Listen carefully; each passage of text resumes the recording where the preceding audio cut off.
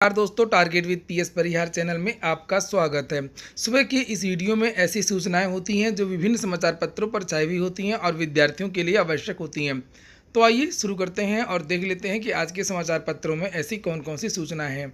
तो वीडियो को जल्दी से लाइक कर दें, शेयर कर दें और जिन छात्रों ने चैनल को अभी भी सब्सक्राइब न किया हो तो जल्दी से सब्सक्राइब कर लें ताकि आप लोगों को भी इसी तरीके की ऑथेंटिक अपडेट सबसे पहले मिलती रहें।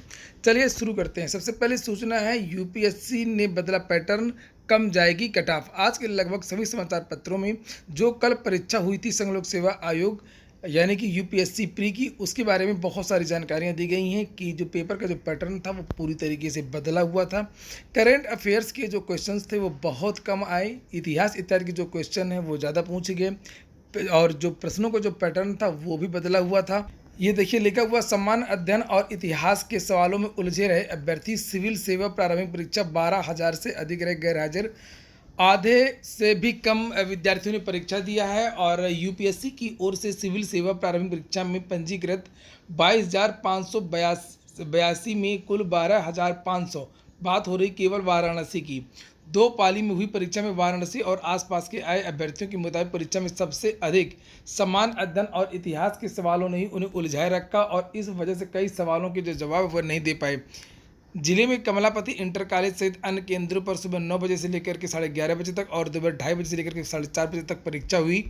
प्रयागराज की बात करें तो यहाँ पर लिखा है कि प्रारंभिक परीक्षा में 48.16% उपस्थिति रही और करंट ने दिया झटका, विद्यार्थियों को बहुत उम्मीद थी और अमूमन लगभग 30 से 35 जो क्वेश्चंस हैं अभी तक प्रत्येक परीक्षा में आया करते थे करंट अफेयर्स के, लेकिन इस बार विद्यार्थियों का ये कहना है कि केवल 3 या 4 क्वेश्चन ही ज़्यादा से ज़्यादा पूछे गए।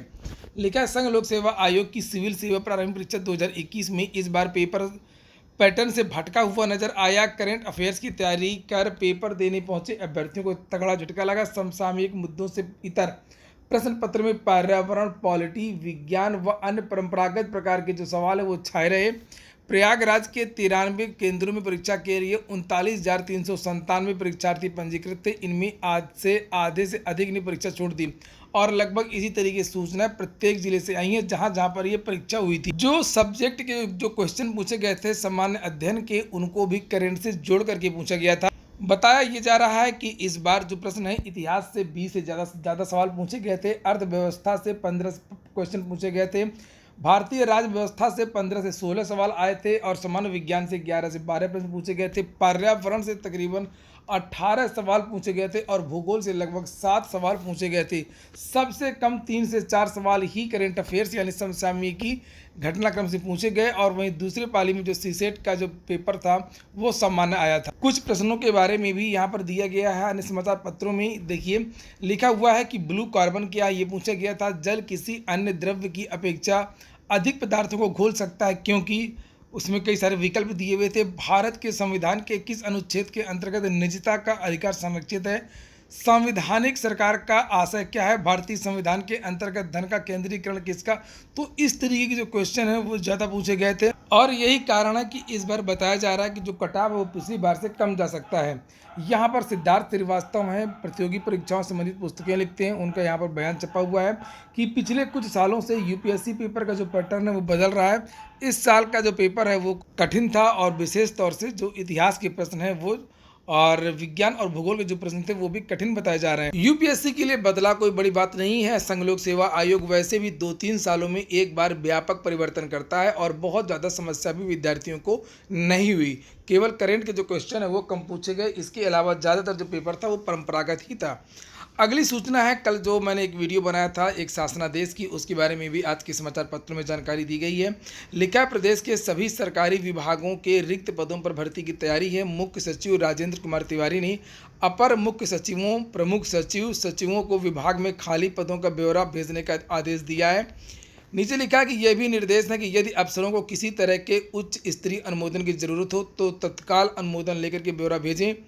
सरकार की प्राथमिकता शासकीय कार्यों का त्वरित व समयबद्ध निस्तारण कराना है। विभागों के खाली पदों को जल्द भरा जाना जरूरी है।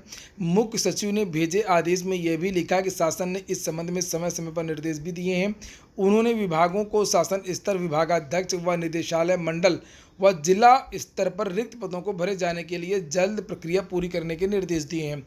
तो इस तरीके के निर्देश पहले भी दिए गए हैं, लेकिन बहुत सारी जो भर्तियां हैं वो उत्तर प्रदेश में रुकी हुई हैं। खासतौर से यूपी ट्रिपल एस सी की जो पूरी भर्तियां हैं वो रुकी रही हैं 5 साल से। और इसी तरीके से नई LT ग्रेड शिक्षक भर्ती भी रुकी हुई है, शासन की मंजूरी नहीं मिल रही है। शासन दोहरी बात यहाँ पर करता है, यहाँ पर लिखा हुआ कि अगर किसी चीज़ की मंजूरी हो तो यहाँ पर बताएं, लेकिन अभी तक जिस अनुमोदन की यहाँ पर बात लिखी है कि उच्च स्तर के अनुमोदन की ज़रूरत हो, तो ये अनुमोदन अभी तक LT ग्रेड को नहीं मिला है। जैसा कि बताया गया था शिक्षा निदेशालय से कि हमने प्रस्ताव बना करके भेज दिया गया है और भर्तियाँ नहीं आएंगी। तो ये दोहरा रवैया है सरकार का। फिर इसी तरीके से प्रयागराज में जब धरना प्रदर्शन हुआ था तब भी मुख्यमंत्री की तरफ से एक ट्वीट किया गया था और ये कहा गया था कि 3 महीने के अंदर सभी विज्ञापन जारी हो जाएंगे, 6 महीने में नियुक्ति पत्र मिल जाएगा, लेकिन ऐसा कहीं कुछ भी नहीं हुआ। अगली सूचना है उत्तर प्रदेश अधीनस्थ सेवा चयन आयोग की UP triple S C PT की जब परीक्षा हुई थी तब तो ये कहा गया था कि सितंबर लास्ट तक इसके जो परिणाम है वो जारी कर दिया जाएगा। इसके परिणाम में लगातार देरी हो रही है और अब ये जानकारी मिल रही है कि 15 अक्टूबर के बाद ही पीटी का जो परिणाम है वो जारी हो जाएगा और उसके बाद में नवंबर के महीने में 2-3 भर्तियों के जो विज्ञापन है वो जारी होंगे। एक तो लेखपाल भर्ती का विज्ञापन नवंबर के महीने में जारी होगा, दूसरा है ITI अनुदेशक 2500 पदों के लिए भर्ती के जो विज्ञापन है जारी होगा। समाचार पत्रों में इसके बारे में जानकारी तो दी गई है, लेकिन एग्जैक्ट जानकारी नहीं दी गई है। इतना लिखा हुआ है कि UP triple S C PET का जो परिणाम है वो बहुत जल्द जारी होगा और विद्यार्थियों का जो इंतजार है वो अब समाप्त होने वाला है। तो ITI अनुदेशक का जो विज्ञापन है वो भी नवंबर के महीने में आ सकता है। लेखपाल का तो विज्ञापन आना ही है और साथ में स्वास्थ्य कार्यकर्ता की भी भर्ती है। हालांकि ITI इंस्ट्रक्टर के जो विद्यार्थी हैं वो ये मांग कर रहे हैं कि उनकी जो भर्ती है वो PET से बाहर रखी जाए। पहले जब PET का विज्ञापन जारी किया गया था तब ये नहीं बताया गया था कि ये जो भर्ती है वो PET के अधीन होगी। अगली सूचना असिस्टेंट प्रोफेसर भर्ती की है। लिखा भर्ती का विज्ञापन जारी करने को होगा घेराव। अशासकीय सहायता प्राप्त एडेड डिग्री कॉलेजों में असिस्टेंट प्रोफेसर के खाली पदों को भरने के लिए भर्ती न निकलने पर प्रतियोगी छात्रों में नाराजगी व्याप्त है। भर्ती के लिए नया विज्ञापन जारी कराने की मांग को लेकर के प्रतियोगी छात्रों ने उच्च शिक्षा निदेशालय का घेराव करने का निर्णय लिया। प्रतियोगी अधिकारियों की ढुलमुल कार्य प्रणाली से छात्र नाराज हैं और इसके मद्देनजर आंदोलन की राह पकड़ने का निर्णय लिया। प्रतियोगी मुकेश का कहना है कि सूबे के एडेड डिग्री कॉलेजों में असिस्टेंट प्रोफेसर के 4000 से अधिक पद खाली हैं। इसके बावजूद नई भर्ती निकालने की दिशा में कोई कार्रवाई नहीं हो रही है। शासन में निदेशालय को 2020 में अलग अलग विषयों का 3900 पदों की भर्ती निकालने की अनुमति दी है। इसके बावजूद केवल 2003 पदों की भर्ती निकाली गई है और यह प्रतियोगी के साथ में अन्याय है। प्रतियोगी रोहन शर्मा ने कहा कि भर्ती निकलवाने को मांग को लेकर के प्रतियोगी एकजुट किया जा रहा है और उसके लिए इंटरनेट मीडिया में मुहिम चलाई जा रही है। अगली सूचना एडेड जूनियर हाई स्कूल भर्ती की। लिखा है ऑनलाइन आवेदन न लेने से हजारों अभ्यर्थी फॉर्म भरने से वंचित। PNP में विद्यार्थी लगातार धरना प्रदर्शन कर रहे हैं, चूंकि हाईकोर्ट ने यह आदेश दिया था कि जिन विद्यार्थियों के स्नातक में 50% से कम नंबर है उन विद्यार्थियों को भी मौका दिया जाए, लेकिन PNP ने ऑफलाइन आवेदन लिया, ऑनलाइन आवेदन नहीं लिया। बहुत सारे जो छात्र हैं वो आवेदन नहीं कर पाए। विद्यार्थियों का कहना है कि परीक्षा नियामक प्राधिकारी ने हाईकोर्ट के आदेशानुसार काम नहीं किया, सिर्फ खानापूर्ति की है। मांग किया कि वेबसाइट खोल करके ऑनलाइन आवेदन लिया जाए, इससे जो जहां है वहीं से आवेदन कर सकेगा। इसके विरोध में परीक्षा नियामक प्राधिकारी मुख्यालय पर मार्च निकालने की घोषणा की है, लेकिन प्रदर्शन स्थल पर भारी संख्या में पुलिस की तैनाती कर दी गई और मार्च नहीं निकल सका। युवा मंच के अध्यक्ष अनिल सिंह ने कहा कि कोर्ट के आदेश के बावजूद PNP ने ना तो मीडिया में कोई सूचना दिया और ना ही वेबसाइट पर पुनः आवेदन करने की कोई जानकारी दी।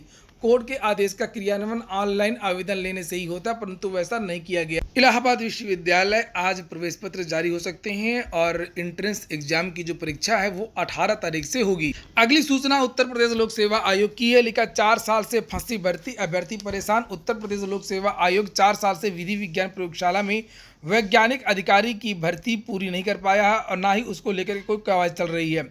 आयोग ने मार्च 2017 में वैज्ञानिक अधिकारी की 54 पद पर भर्ती निकाली थी। इसमें कुछ की परीक्षा पूरी हो गई है, लेकिन चयनितों की नियुक्ति लटकी हुई है। वहीं कुछ पदों की परीक्षा ही अधर पर है। भर्ती को लेकर कोई कार्रवाई न होने से भर्ती में निराशा है। उत्तर प्रदेश लोक सेवा आयोग ने विधि विज्ञान प्रयोगशाला में वैज्ञानिक अधिकारी के लिए 17 मार्च से लेकर के 18 अप्रैल तक आवेदन लिया था, तो इन विद्यार्थियों को कुछ बताया नहीं जा रहा है। RTI के जरिए भी ये देखिए लिखा, विद्यार्थियों ने RTI के जरिए रुकने का कारण जानना चाहा। आयोग को बताया गया कि अभी पदों की स्थिति तय नहीं है, इससे भर्ती पूरी नहीं की जा रही है। तो इस तरीके से भर्ती को लटका दिया जाता है। विद्यार्थियों में टेंशन रहती है कि कहीं पॉलिटेक्निक लेक्चरर या अन्य भर्तियों की तरह इस भर्ती को भी तो रद्द नहीं कर दिया जाएगा, क्योंकि यूपीपीएससी भी इस बीच कई भर्तियों को रद्द कर चुका है। यूपी ट्रिपल एससी की जो सूचना है पीईटी की, वो अन्य समाचार पत्रों में भी दी गई है। अमर उजाला में भी ये बताया गया है कि यूपी ट्रिपल एससी पीईटी के जो परिणाम है वो इसी सप्ताह जारी हो सकता है। अमर उजाला में लिखा हुआ है, पीईटी के फाइनल आंसर की जारी किए जाने के बाद विभिन्न मीडिया रिपोर्ट्स के हवाले से एक खबर सामने आ रही है कि इसके लिए फाइनल रिजल्ट की घोषणा जल्दी की जा सकती है। इन रिपोर्ट्स की माने तो आयोग पीईटी के फाइनल परिणाम एक सप्ताह के भीतर जारी कर सकता है। अभ्यर्थियों को इससे संबंधित सूचनाओं के लिए आधिकारिक वेबसाइट पर को देखना चाहिए। तो पीईटी के परिणाम की अगर बात करें तो जानकारी मिल रही है कि पीईटी का जो परिणाम है वो लगभग बनकर के तैयार हो चुका है। अब जो अगली जो कार्रवाई है वो नॉर्मलाइजेशन को लेकर के है। नॉर्मलाइजेशन की प्रक्रिया जैसे ही पूरी हो जाती है वैसे ही पीईटी के जो परिणाम है वो जारी किया जा सकता है। ये हो गया आज का वीडियो अगर आपको अच्छा लगा हो तो लाइक कर दें। जिन छात्रों ने चैनल को सब्सक्राइब न किया हो सब्सक्राइब कर लें। पूरा वीडियो सुनने के लिए बहुत बहुत धन्यवाद।